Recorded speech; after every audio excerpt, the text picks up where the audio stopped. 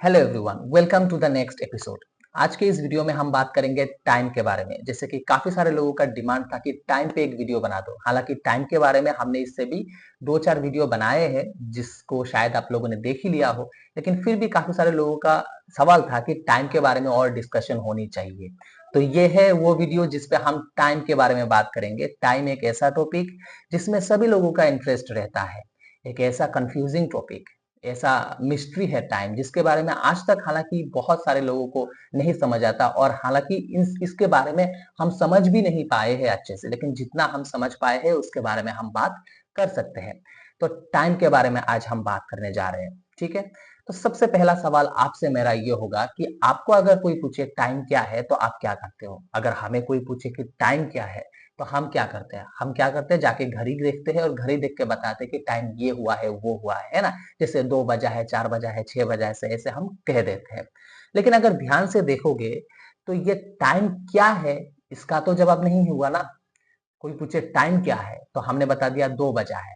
इसका मतलब तो ये नहीं हुआ कि टाइम क्या है, इसका जवाब हमने दे दिया। हमने तो टाइम का डेफिनेशन नहीं दिया।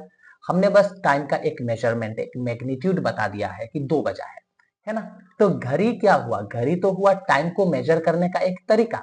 जैसे पुराने जमाने में लोग मौसम को देख के, सूरज को देख के, है ना, धूप को देख के, इन सब चीजों मतलब नेचुरल फेनोमेना को देख के लोग टाइम का अंदाजा लगा लिया करते थे, समय का अंदाजा लगा लिया करते थे। तो जैसे जैसे समय बीता वैसे लोग घड़ी बनाए, घड़ी इन्वेंशन किए, जिससे हमने समय को मेजर करने का एक तरीका निकाला। तो ये टाइम क्या है, इसका जवाब तो नहीं हुआ। इसका मतलब घड़ी को देख के हम टाइम क्या है ये बता नहीं सकते। और एक बात अगर हम ध्यान से देखें तो टाइम का एक प्रॉपर्टी बहुत इंटरेस्टिंग हमें पता है कि टाइम हमेशा फ्लो करती रहती है एक ही डायरेक्शन में। जैसे कि नदी का जो पानी है एक ही डायरेक्शन में हमेशा फ्लो करती है, वो पीछे की तरफ नहीं आती। वैसे ही टाइम का एक प्रॉपर्टी है, वो हमेशा पास्ट से प्रेजेंट के थ्रू फ्यूचर तक फ्लो करती रहती है, कभी भी घूम के वापस नहीं आएगी। मतलब टाइम का एक ही डायरेक्शन हुआ, एक ही डायरेक्शन हुआ, वो इरिवर्सिबल है, पीछे की तरफ नहीं आ सकती। मान लो ब्रह्मांड जब शुरुआत हुआ था, इस यूनिवर्स के शुरुआती दिनों में किसी ने ऐसा एक तीर छोड़ दिया, जो तीर आज भी एक ही डायरेक्शन में चलती जा रही है, चलती जा रही है, कभी भी वो वापस पीछे या फिर दूसरे डायरेक्शन को नहीं लेगी। ये एक टाइम का प्रॉपर्टी। अच्छा, हालांकि इसको हम फिजिक्स में एरो ऑफ टाइम भी कहते हैं। एरो ऑफ टाइम मतलब वो एक ही डायरेक्शन में फ्लो होती जा रही है, वो एक ही डायरेक्शन में चलती जा रही है, वो कभी भी वापस घूम के या फिर किसी दूसरे डायरेक्शन में नहीं जाएगी। तो इससे हमें टाइम का एक बहुत ही इंटरेस्टिंग एंड बहुत ही इंपॉर्टेंट प्रॉपर्टी के बारे में पता चला कि टाइम इरिवर्सिबल है। टाइम हमेशा एक ही डायरेक्शन में फ्लो करती है, पास्ट से प्रेजेंट के थ्रू फ्यूचर की तरफ फ्लो करती है। तो ये टाइम का एक प्रॉपर्टी है, टाइम का प्रॉपर्टी है। लेकिन फिर भी हमें नहीं पता चला अभी तक कि टाइम क्या है, व्हाट इज इट्स डेफिनेशन। चलो फिर इसे समझने के लिए और थोड़ा पीछे से शुरू करते हैं। चलो शुरू करते हैं न्यूटन के जमाने में। सर आइजैक न्यूटन, जिन्होंने 3 लॉज ऑफ मोशन दिए और टाइम के बारे में भी इन्होंने बहुत कुछ कहा है। अच्छा, पहले उनका कहना यह था कि टाइम एब्सोल्यूट है। मतलब हमारे जो न्यूटन है, सर आइजैक न्यूटन, उनका कहना ये था, उन्होंने ये कहा कि टाइम एब्सोल्यूट है। एब्सोल्यूट मतलब कांस्टेंट मान सकते हो। एब्सोल्यूट कैसे समझोगे? एब्सोल्यूट मतलब सबके लिए जो सेम है। इसका मतलब आप आपके घर में बैठे हुए हो, मैं यहाँ पर बैठा हुआ हूँ, कोई और मुंबई में बैठा हुआ है, तो हम तीनों के लिए टाइम सेम स्पीड से चलेगी। समझ आया? एब्सोल्यूट एंड कांस्टेंट का मतलब सबके लिए सेम स्पीड से चलेगी टाइम। मतलब टाइम आपके लिए जो है, आप आपके घर पे बैठे हुए हो, मैं यहाँ पर बैठा हुआ हूँ, मेरे लिए भी टाइम उसी स्पीड से चलेगी जो स्पीड से आपके लिए चल रहा है। इसका कुछ ऐसे समझो। कांस्टेंट क्या होता है, मतलब एब्सोल्यूट का मतलब क्या होता है, ऐसे समझो। आप कहोगे ठीक, ऐसा ही तो होता है, आइंस्टाइन ने जैसे कहा ऐसा ही तो होता है, आपके घर में जितना बजा है मेरे घर में उतना ही तो बजेगा। लेकिन ये गलत है, बाद में जाके प्रूफ हो जाएगा। कैसे? इसको पहले ऐसे समझो कि इसका मतलब क्या है, एब्सोल्यूट का मतलब क्या है। मान लो आप आपके घर में बैठे हुए हो लोकेशन ए, मैं यहाँ पर बैठा हुआ हूँ लोकेशन बी। चलो आपकी बात करते हैं, लोकेशन ए की बात करते हैं। ये 1 सेकंड मान लो, ठीक है। जब ये काटा यहां से यहां तक गया, 1 सेकंड मान लेना, ठीक है। तो आपकी लोकेशन की बात करता हूँ, लोकेशन है आपके, वहां पे घड़ी का काटा मान लो कि 1 सेकंड हुआ, ठीक है। अब मेरे लोकेशन की बात करता हूँ, यहां मेरा लोकेशन बी है, ये 1 सेकंड हुआ। आपने अगर ध्यान दिया तो आप देखोगे कि मैंने वहां पे, आपके वहां पे 1 सेकंड को कराने के लिए मैंने थोड़ा सा ये धीरे से इसको ऐसे किया, मतलब इस पे 1 सेकंड कराने के लिए मैंने थोड़ा सा टाइम लिया, ज्यादा टाइम लिया, और यहाँ पे मैंने 1 सेकंड कराने के लिए थोड़ा सा ऐसे कर दिया। इसका मतलब ये हुआ कि टाइम मेरे यहाँ पे थोड़ा सा फास्ट चला और आपके वहां पे टाइम थोड़ा सा धीमा चला। ये एब्सोल्यूट नहीं है, ये अलग अलग है। तो आइंस्टाइन कहते थे कि आपके वहां पे भी 1 सेकंड होने के लिए इतना ही टाइम लगेगा, मेरे वहां पे भी 1 सेकंड होने के लिए यही टाइम लगेगा। ये हुआ एब्सोल्यूट। ठीक है, समझ आया? आई होप आपको ये वाला एब्सोल्यूट जो टर्म है इसे समझ आया। एब्सोल्यूट का मतलब ये हुआ कि ब्रह्मांड में हर जगह टाइम सेम स्पीड से चलता है। हालांकि ब्रह्मांड वाला कंसेप्ट अभी तक आया नहीं है, ये पृथ्वी के रेफरेंस से देखा गया था कि पृथ्वी के हर कोने में टाइम समान गति से चलता है, सेम सेम स्पीड से चलता है। फिर इस बात को पत्थर की लकीर जैसे मान लिया गया और सालों तक, कई सालों तक इसी बात को माना गया कि टाइम एब्सोल्यूट है। लेकिन फिर कई सालों बाद हमारे मसीहा जो एल्बर्ट आइंस्टाइन है ना, वो आए, है ना। जैसे पता है कि सबसे ब्रिलियंट माइंड एल्बर्ट आइंस्टाइन, दुनिया में सबसे ज्यादा आईक्यू वाले इंसान, एल्बर्ट आइंस्टाइन। तो वो आए, वो आके कहने लगे कि टाइम एब्सोल्यूट नहीं है। मतलब टाइम हर इंसान के लिए हर जगह सेम स्पीड से नहीं चलती। ठीक है, उनका कहना यह था कि स्पीड ऑफ लाइट कांस्टेंट है, स्पीड ऑफ लाइट एब्सोल्यूट है।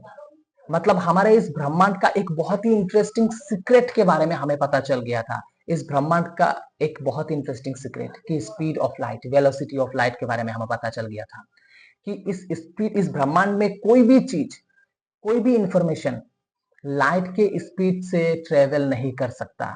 इसका मतलब स्पीड लिमिट क्या है इस ब्रह्मांड का? इस ब्रह्मांड का स्पीड लिमिट है स्पीड ऑफ लाइट 3 × 10⁸ मीटर पर सेकेंड, जो कि होता है लगभग 3 लाख किलोमीटर पर सेकेंड। हालांकि इससे थोड़ा सा कम होता है, लेकिन फिर भी हम इसे लेके चल सकते हैं। तो स्पीड ऑफ लाइट कांस्टेंट है। ब्रह्मांड का ये वाला रहस्य के बारे में हमें पता चला।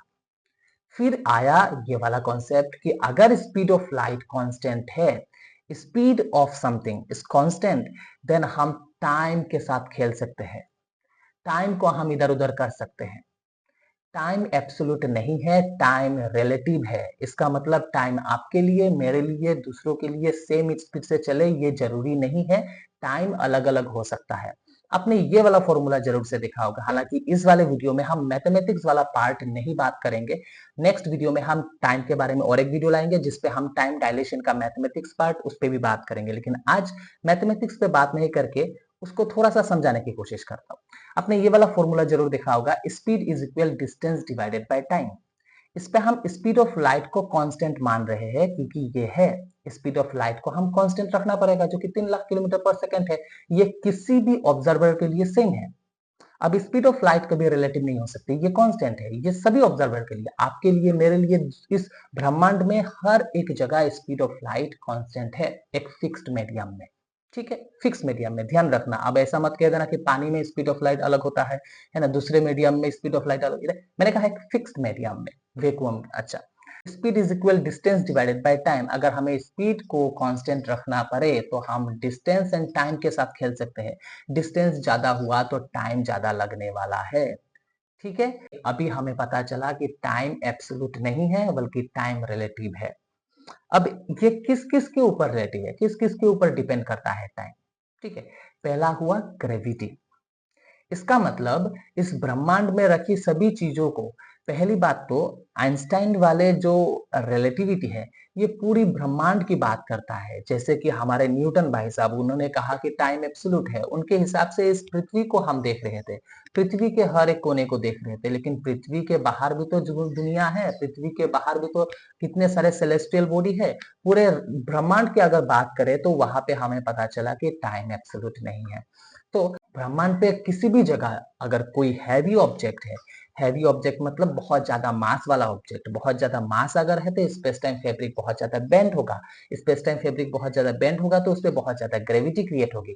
इसका मतलब हैवी ऑब्जेक्ट के पास टाइम स्लो चलती है, लाइटर ऑब्जेक्ट के पास टाइम फास्ट चलती है। तो ग्रेविटी टाइम को इन्फ्लुएंस कर देती है। ज्यादा ग्रेविटी वाले ऑब्जेक्ट में टाइम स्लो चलेगी, कम ग्रेविटी वाले ऑब्जेक्ट में टाइम फास्ट चलेगी। इसका मतलब अर्थ एंड मून को कंपेयर करो। अर्थ के पास ग्रेविटी ज्यादा है, ऑब्वियसली इसका मास ज्यादा है, एंड मून के पास ग्रेविटी कम है। इसका मतलब मून पे टाइम फास्ट चलेगी, अर्थ पे टाइम स्लो चलेगी। इसका मतलब आप अगर मून पे रहने लगोगे तो आपका उम्र थोड़ा सा फास्ट चलेगा, अगर आप धरती पे रहने लगोगे तो टाइम थोड़ा सा स्लो चलेगा, जिस वजह से आपकी उम्र धीरे धीरे चलेगी।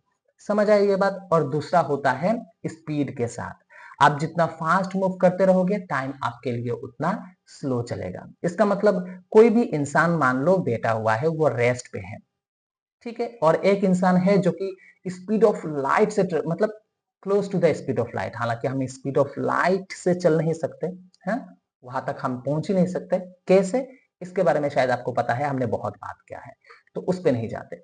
तो close to the speed of light अगर हम चले तो हमारे लिए टाइम एकदम स्लो हो जाएगा, एकदम स्लो हो जाए। इसका मतलब कोई मान लो एक रॉकेट पे बैठ के जो close to the speed of light चल रही है, उस पे बैठ के उड़ रहा है मान लो कहीं, और आप यहाँ पे रेस्ट पे रहो, तो उसके लिए टाइम स्लो हो जाएगा आपके मुकाबले, ठीक है।